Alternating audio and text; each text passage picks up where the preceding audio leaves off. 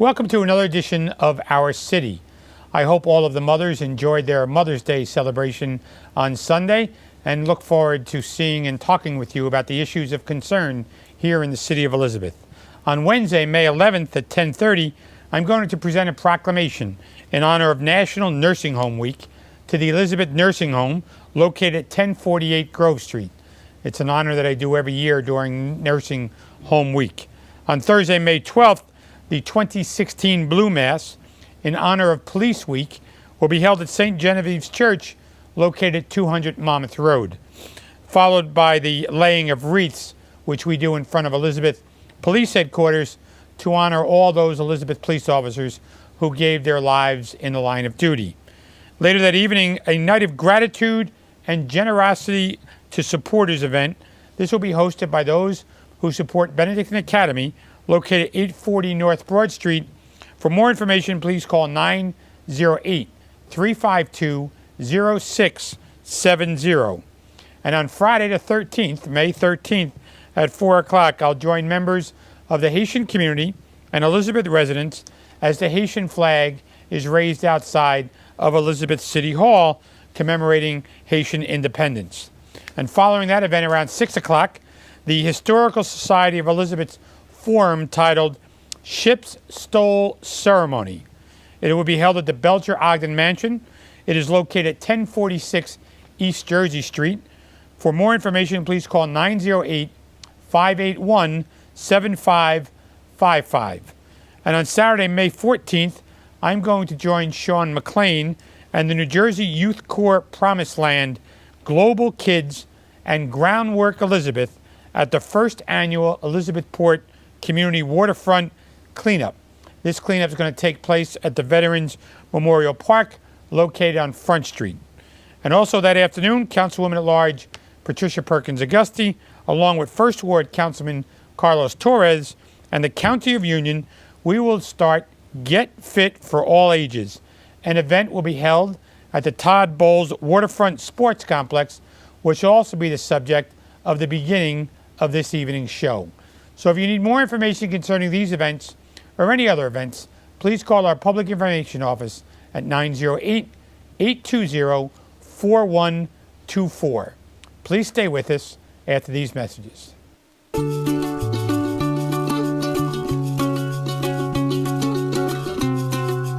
Why do we like it here? Let's just say the reasons are diverse. Kane University. Welcome back to Our City. So we have a little mix-up in the segments. The second segment of tonight's show is going to be about the Get Fit for All Ages. Our first segment is talking about the L.E.A.D program here in the city of Elizabeth and the L.E.A.D Day Jamboree that we will have coming up. And let me say that I'm pleased to be joined by Miss Andrea Topping, who is the coordinator of the Elizabeth Municipal Alliance Committee. Andrea, welcome to the show. Thank you. Thanks for having me. Miss Ina Silva, a lead officer. Ina, welcome to the show. Thank you. And Miss Jennifer Perez, a lead officer. Jennifer, welcome to the show. Thank you for having me. So, Andrea, we're going to start with you. Tell us about the L.E.A.D program, the Municipal Alliance, and what is it exactly the Elizabeth Municipal Alliance Committee does, and what other agencies are involved? So the Elizabeth Municipal Alliance is a grant funded.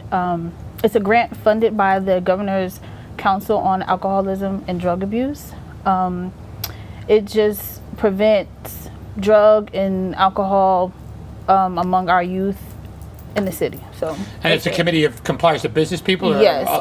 Some of our agencies who partner with us are Proceed, Prevention Links. We have the New Jersey Youth Corps, who, just to name a few. Thank you. Now, Officer Silva and Officer Perez, you've been working on the DARE program. You're the baby of the group, I'm told, right? You're the youngest? Yes. So, and not to correct you, but it's the L.E.A.D program. It's a L.E.A.D program, I know. But it's the DARE program is what started. So Yes. I need you two to explain to our viewers what happened to the DARE program and now why is it called L.E.A.D?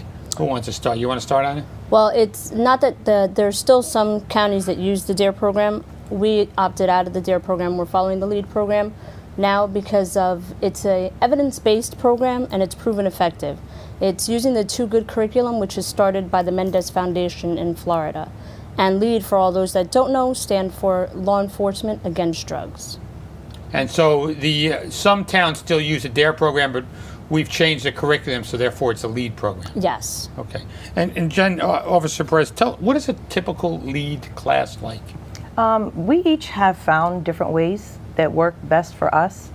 But typically what we do is we go in there every week and we have a curriculum that we actually follow. So we are giving them lessons. Some of our lessons include, we do goal setting, we teach them about making decisions, we teach them about managing their emotions. We also work with teaching them about peer pressure, and also the alcohol, tobacco, marijuana, and other street drugs. Do we get into bullying at all or anything like that at the 5th grade level? We do. There's a lot of other questions that may come up during our classes. Kids kind of get off topic, and I always tell them at the end, when we have a little extra time, we'll talk about whatever they want to talk about. So we do get into the bullying. We do tell them why it's not, good to do, and, how it affects so many people and so many other kids. Andrea, the goal of the Municipal Alliance, tell us about some of those goals and how you meet them. Well, the main goal is to prevent and educate our youth from abusing drugs and alcohol. So, that's why the LEAD program is very important, and they start with the 5th grade, because if you start young, you get to teach the kids younger, and as they grow up, they get to educate their families as well about drug abuse. Do you see success stories though? I do. You do? I do, yes. And Ina, tell us about how we celebrate when students graduate from the LEAD program. Well, we have a big graduation ceremony. Each student is required to write an essay to participate in graduation. And with the essay, we select a winner. They receive certificates. The winner receives a mascot, which is our Leo. I was wondering what you were holding there. He's our Leo mascot. Leo mascot, it's called. Yeah, they also get T-shirts. Every student receives a T-shirt.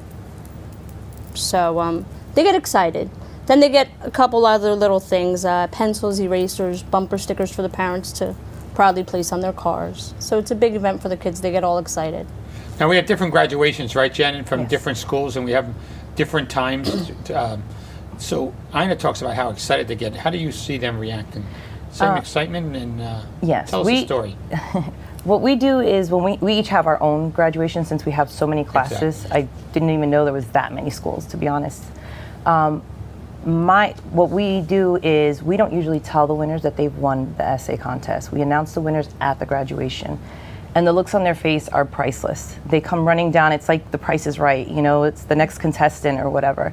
And they just, their faces light up, their classmates hug them, and I like the element of surprise. I like surprising them with the winners and waiting for that. So who picks the winning essays?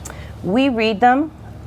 They read in class, actually, and then we read them. Some of our teachers sometimes help us pick the winners. We may sit down with them, read together, and say, I really like that they included this. I really like this. I like to include, if they have a good voice, they project their voice and everything. You could see who's very comfortable in doing this. So they read these in class? They read them in class to us first. It's kind of like a warm-up. What schools did you have this year? Oh, this year I have schools 1, 2, 8, 9, 12. I have 22, 25, 28. I think I said school 8. So you have the balance, Ina? Between myself and Officer Rich, we take over whatever's The left. rest, whatever's Yes. left. So since you're holding that, what did you call it? It's Leo. Leo. What was the other mascot? Was it Darren? Darren the lion. What's the difference? Leo's our Labrador. He's a dog. I guess they have figured that it would be easier to relate with the whole law enforcement, so that's where they came up with the name Leo. And as far as I know, Leo will be making a guest appearance at our LEAD Day.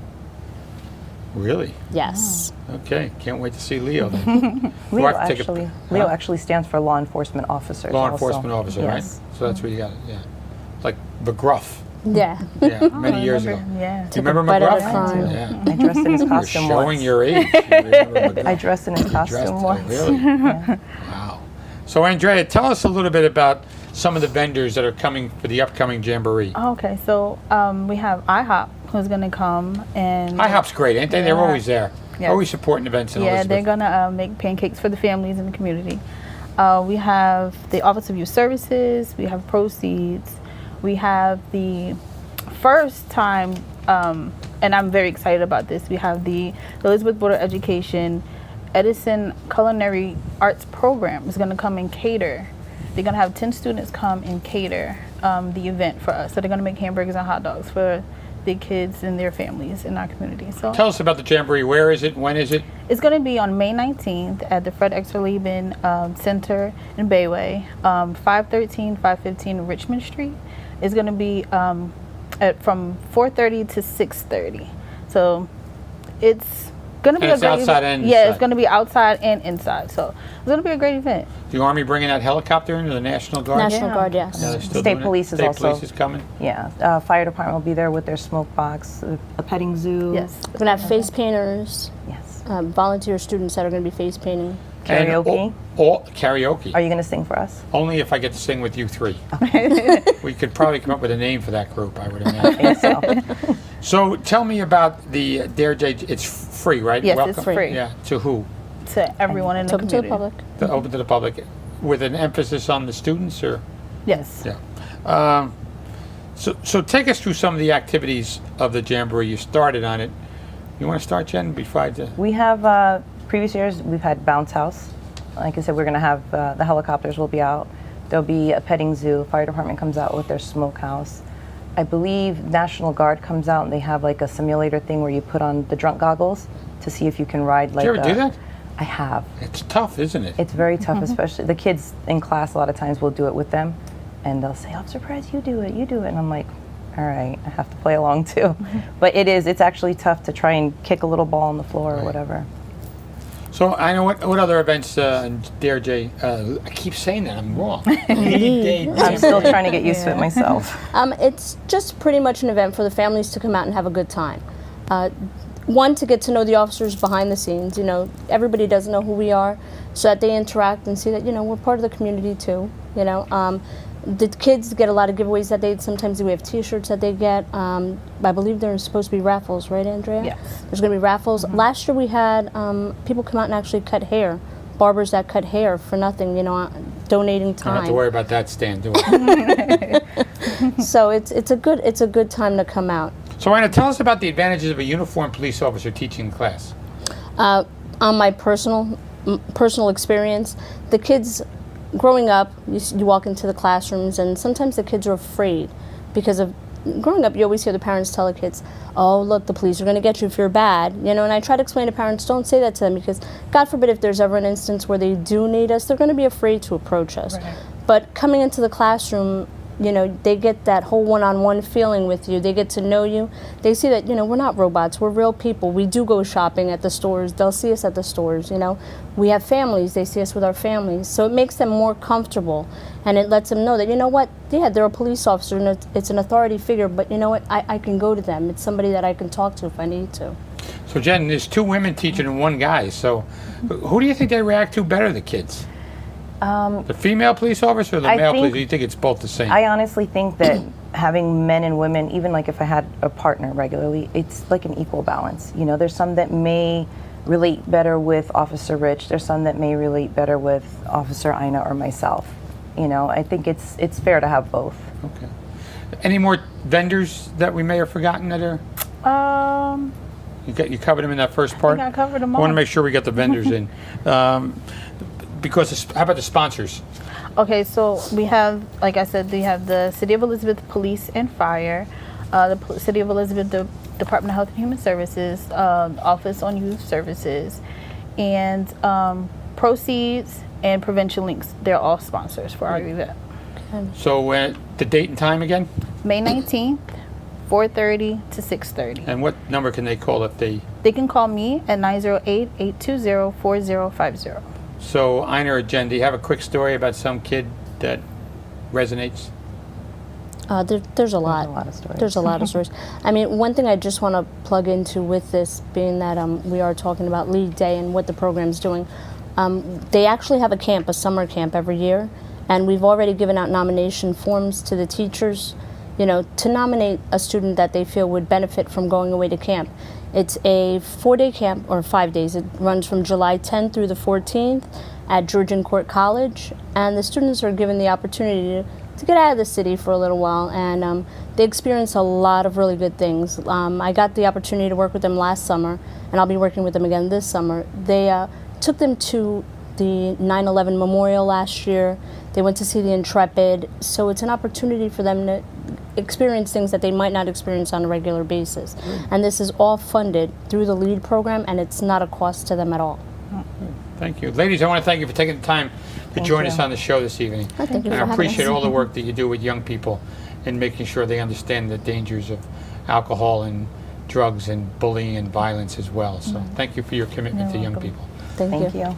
Please stay with us after these messages. I'll be back with Donald Johnson talking about Fit for All Ages.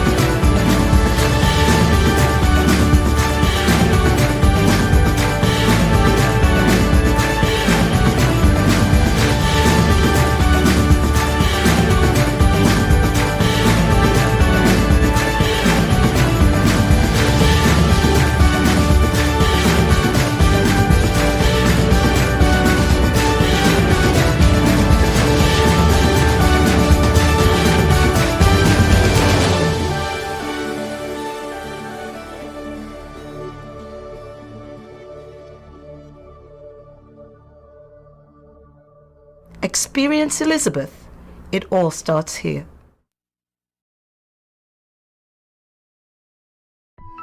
We're an American original.